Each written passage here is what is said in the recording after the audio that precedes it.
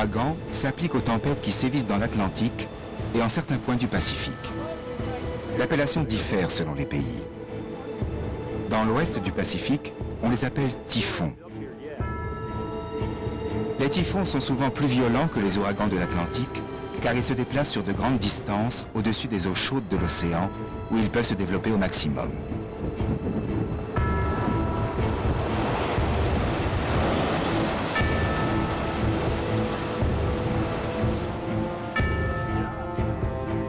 Le cyclone le plus dévastateur de l'histoire de l'Australie s'est abattu sur Darwin le jour de Noël en 1974. Il y fit 48 victimes. Les dégâts étaient considérables. En une seule tempête, la majeure partie de Darwin fut détruite.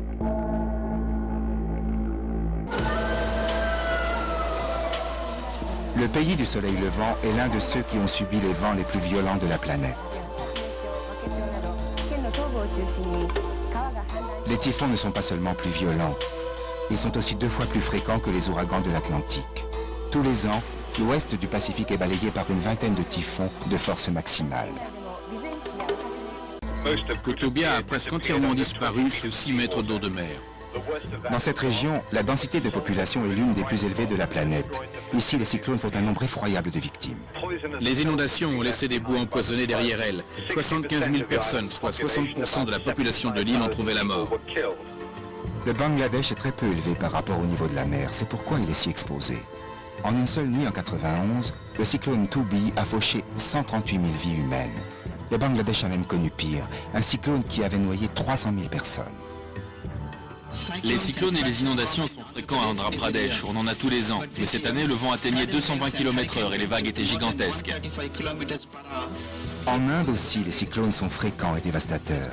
Ici, tout comme au Bangladesh, la terre est assez plate et les pluies qui accompagnent les cyclones créent d'énormes inondations.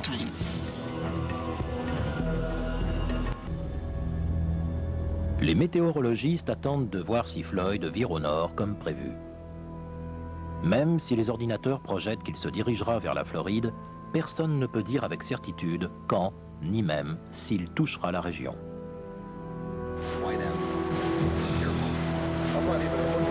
Plus au nord, on s'inquiète aussi.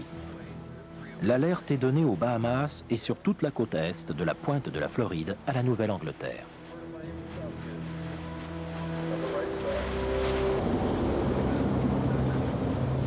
« 14 septembre. L'ouragan Floyd se dirige droit sur les Bahamas. Il passe sur plusieurs îles, provoque d'importants dégâts et fait sa première victime. «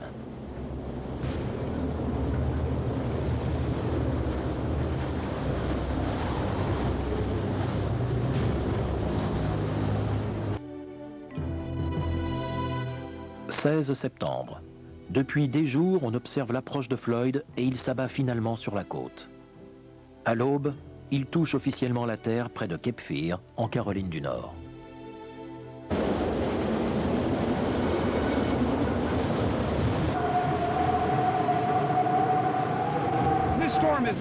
Cette tempête a déjà mis sur les routes 3 millions de personnes. C'est la plus grande évacuation de l'histoire.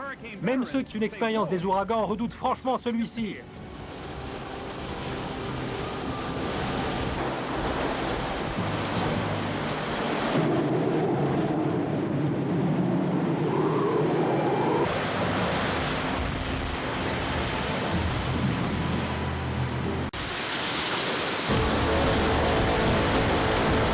En approchant des côtes américaines, Bertha a effleuré Porto Rico.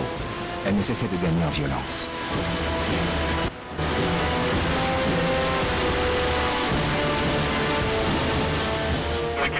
Si j'en juge, d'après ce que je vois, il n'y a pas énormément de dégâts ici à Porto Rico. Quelques toits ont été arrachés.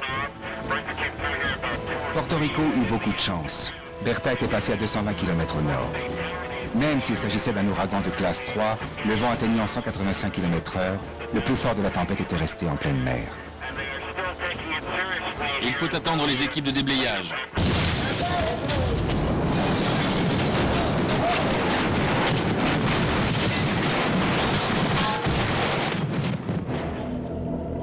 Le radar montre la vitesse fulgurante à laquelle Bertha s'est abattue sur la côte. Les vents les plus forts mirent un petit moment à l'atteindre. Ils s'avérèrent d'une violence terrifiante. Comme c'est souvent le cas, les vents les plus violents et les plus fortes inondations se trouvaient au nord de l'œil de l'ouragan. Surf City, à 40 km au nord, perdit sa jetée.